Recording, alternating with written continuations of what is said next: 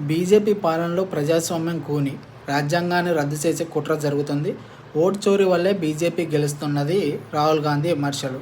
నిజంగా ఈ దేశానికి మొదటి ప్రధాని ఎవరు కావాలి? ఎవరికి మెజార్టీ ఓట్లు వచ్చినాయి? పటేల్కి మెజార్టీ ఓట్లు వస్తే నెహ్రూ ప్రధాని కాలేదా? దాన్ని ప్రజాస్వామ్యాన్ని గౌరవించడం అంటారు. కూని చేసినట్టు కాదా? ఇందిరాగాంధీ అవకతవకలు పాల్పడి ఎన్నికైనరు. ఆమె ఎన్నిక చెల్లదని కోర్టు తీర్పు ఇవ్వడం ప్రజాస్వామ్యాన్ని కూని చేసినట్టు కాదా? రాజ్యాంగాన్ని అపహాస్యం చేసినట్టు కాదా? కోర్టు తీర్పు ఇచ్చిన తర్వాత దేశంలో ఎమర్జెన్సీ విధించి పౌరులకు హక్కులు లేకుండా చేసిన ఇందిరాగాంధీ రాజ్యాంగాన్ని అపహాస్యం చేసినట్టు కాదా? రాజ్యాంగంపై కుట్రలు చేసినట్టు కాదా? ఓటు చోరీ వల్లే బీజేపీ గెలుస్తుందంటే నిజంగా మరి రాష్ట్రం తెలంగాణలో కాంగ్రెస్ పార్టీ ఎలా గెలిచింది?